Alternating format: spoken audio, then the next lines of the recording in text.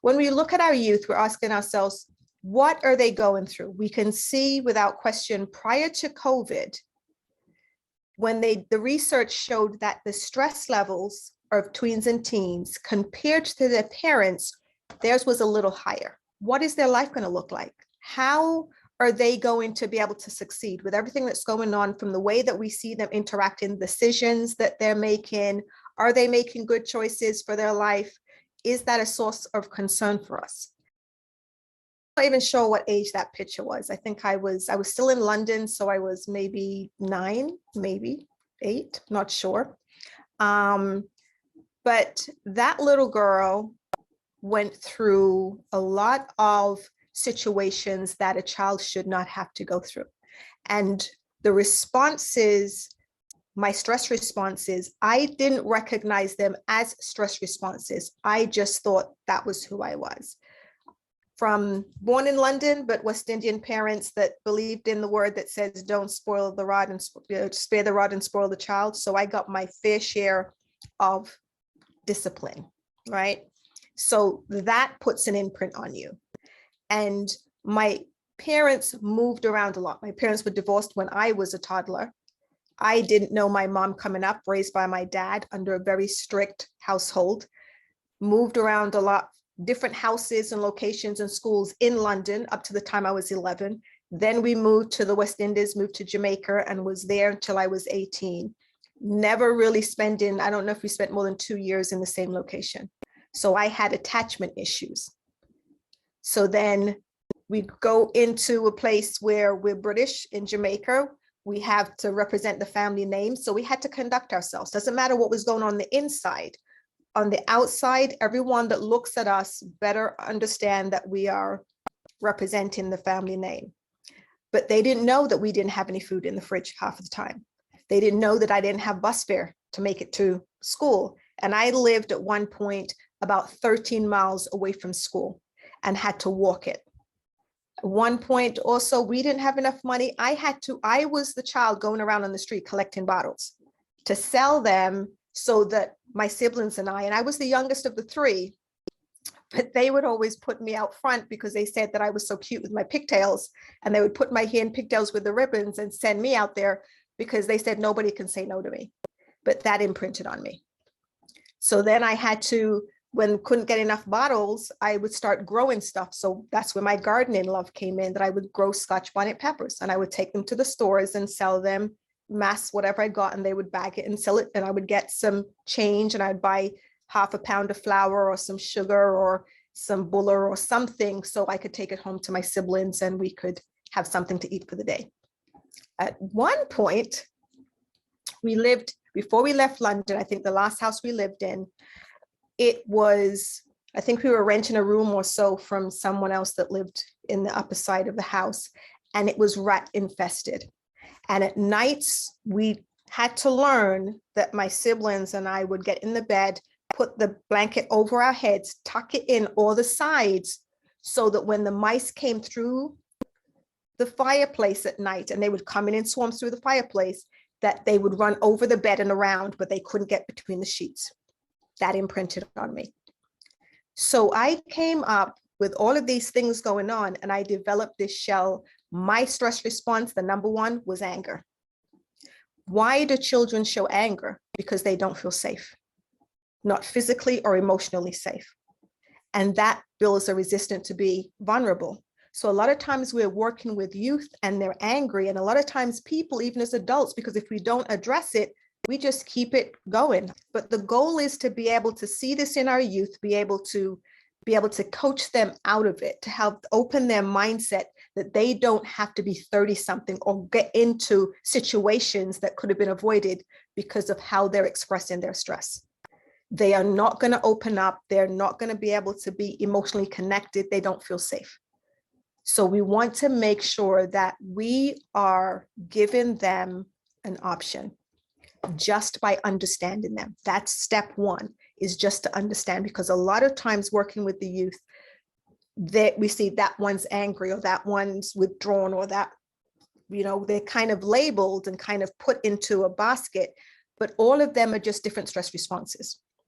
All of them are insecurities, fears, That's just the way that they express it. So I had a friend when I worked in one of my first jobs when I came to the United States. One day he came to me and he just gave me a book. He said, Sandra, I need you to read this book. Didn't say anything. He said, I need you to read this book. That book began to open my eyes as to what was going on inside me. And I realized that my anger was just my protection mechanism of that scared little girl who didn't feel safe, didn't feel like she could be vulnerable, couldn't trust anybody to be there for her. There was no consistency, no longevity. Everything was always moving. That was my shell. And so we need to step into the gap and be a turning point, to be able to be that person that, I mean, if you know Josh Shipp, who's one that works with the youth, pretty well known, he says that each child is just one caring adult away from being able to be a success story. Just one, just takes one. But we're looking to network together, they will have more than one.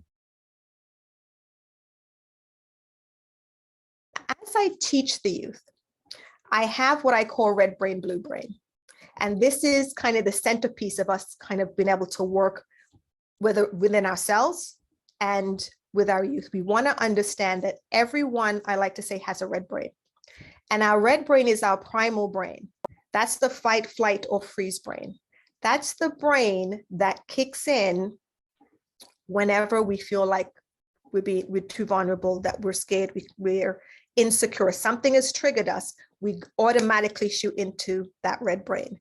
Now, when a youth is in that red brain, they are steeped in irrational thoughts. So if we're trying to have a conversation or trying to get them to see something, they will not be able to do it as long as they're in that red brain. The red brain only operates from distorted reality. It is inaccurate. And I always say, just because you think and feel something doesn't make it real. But that's where our youth are getting stuck. They're believing because I think this way and because I have an emotion that backs up this thought, then it has to be real. It has to be real that I walked in the room and that person looked in my direction and they didn't say anything. It has to be real they don't like me. It has to be real, like, and they're making up all these stories in their mind. I didn't pass the math test, that means I'm not that smart. And they start to avoid things instead of pushing through them because they're consistently doubting themselves. We think negative thoughts, we cannot have a positive outcome. It's impossible. So we want to be able to train them to change their thought process, not their behavior. A lot of times we're working with youth and we're looking at the behavior. They're always angry, or they're withdrawn, or they're even bullying, or you fill in the blank. And we're looking at the behavior. And the behavior is a signal that something's going on. But we don't want to address and focus on the behavior, because changing the behavior just gets them to modify how they engage. And then they push down what's really going on, because when we're focused on the behavior, they're saying, okay, you're telling me that I'm not enough. Something's wrong with me, which they already, that's the centerpiece of their challenge, is they already think that they're not enough. They're not good enough. They're not something enough. So now when we looking at focused on modifying their behavior, then we've just confirmed that for them, and then they modify, but it's not really changing. So we may have convinced them to not say that, don't act that way, don't go there, but it hasn't changed their mindset.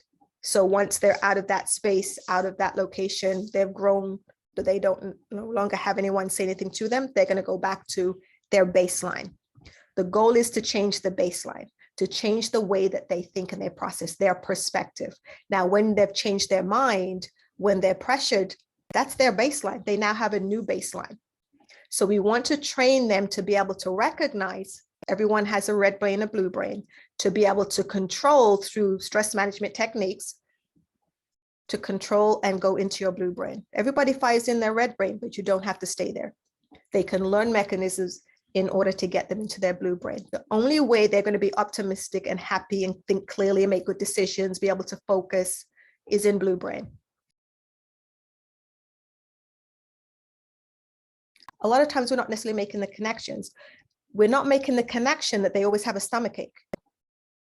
We're thinking it's something physical. It is something physical, because when we're stressed and go into red brain, we have a physical and an emotional response. A lot of times we're overlooking the physical. So a lot of times children are constantly getting colds, constantly have headaches and other things going on. It is that their immune system has gone down. And when we're stressed in red brain, for the duration of the time that we're in that state of mind, our immunity is down. Our immunity automatically decreases whenever we're in a state of stress. So now they're constantly getting the stomach aches, not because there's something, because they ate something, but because the emotions, they have that mind-gut connection, that they're in sympathy and connection with each other. A lot of times kids are forgetful and all of these things are going on. And we're not necessarily making the connection, the fact that the child's distracted or procrastinating, that that's a stress response, right? And then all of these combined kind of tie into their social challenges, how they engage, because if they're not feeling okay with themselves, they're definitely not in the right mindset to appropriately and with the right mind engage socially. We want to make sure that we are able to recognize, and this is just a summary, this is just a list. I mean, there are so many other ways that they can express.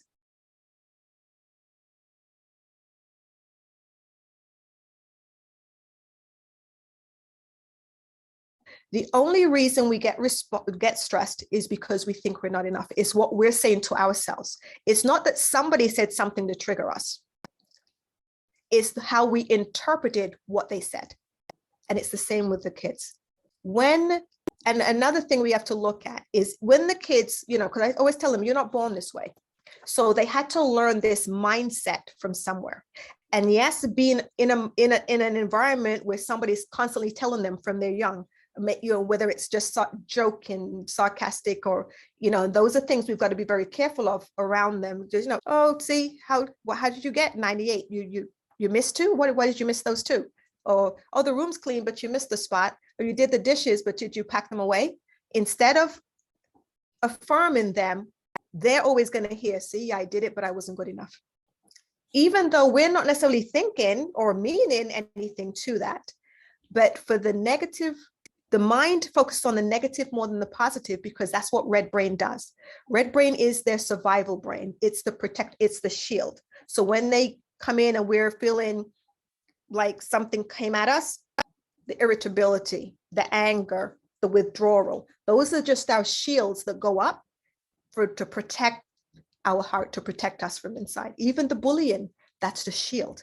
These are just shields. And it's because of what we're saying to ourselves that we're not enough. So we have to change the talk in their minds, the talk in our minds, as we go forward with them. If we can get them to change how they speak to themselves, everything else, the behavior, the homework, the social engagements, all of those things fall into line.